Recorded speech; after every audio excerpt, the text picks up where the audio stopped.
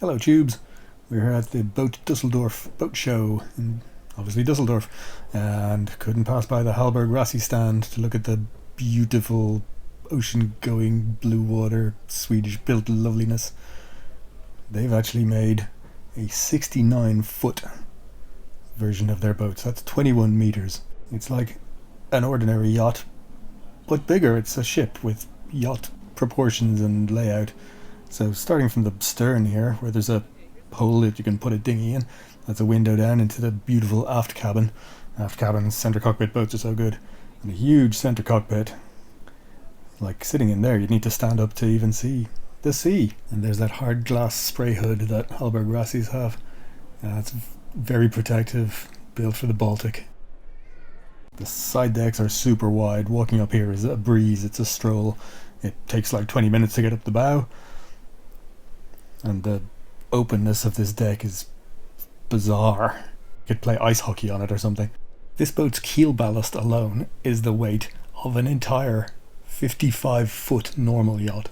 A storage hole with a storage hole in it. And yeah, 21 meters wasn't long enough, so they've put a bowsprit on as well.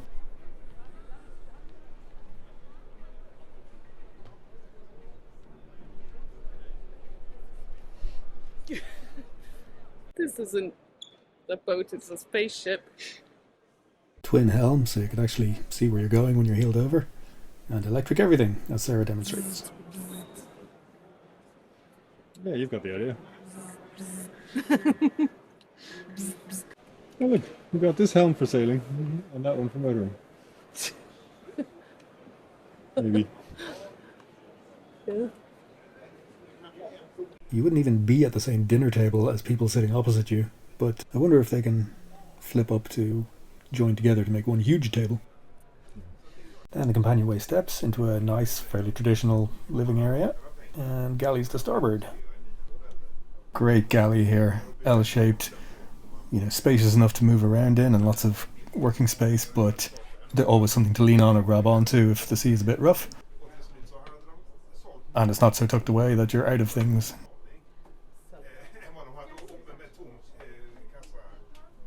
And a lovely chart table. You don't see these in modern yachts very much. And I love a chart table. Actual chart table. Despite my very strict rules, mine is always covered in stuff, so I can never actually manage to open it up like that. So we're on the port side now and moving astern. A good size, like compact but comfortable heads, very accessible to the cockpit, which I think is really important for when you're at sea. Actual washing machine. It's another world.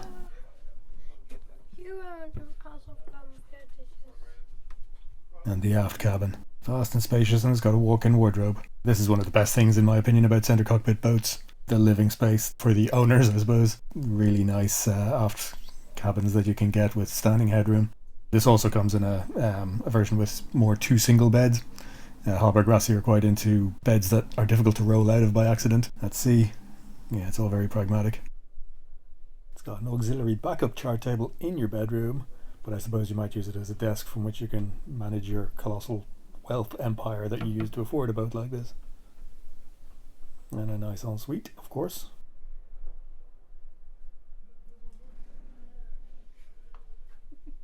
I had to look at the washing machine and dryer for a few minutes to understand, reoriented that. Did you see the engine room? No, not yet. Oh. You see the walk-in wardrobe?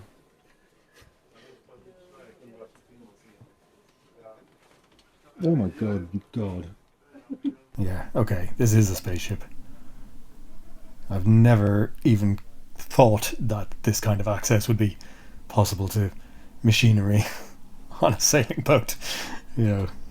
Normally you're dislocating your arm trying to grab an oil filter or something, but you can walk around in this.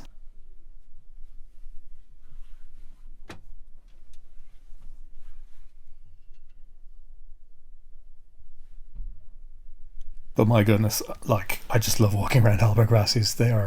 They're gorgeous, and everything is so well made, built to last, very reliable. You know, you can swing out of anything. You can definitely imagine being safe and comfortable in heavy seas in nasty climates. Oh yeah.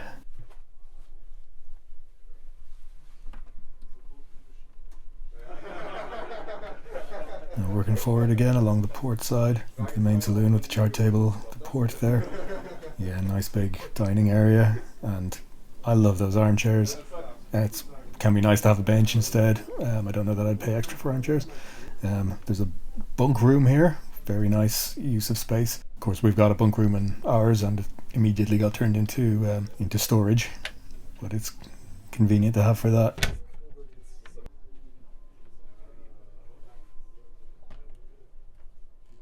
Another head with a separate shower.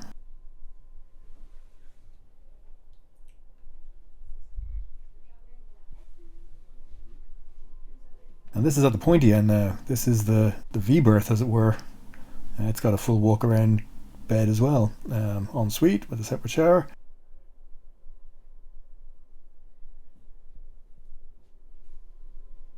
And it's flat at the front.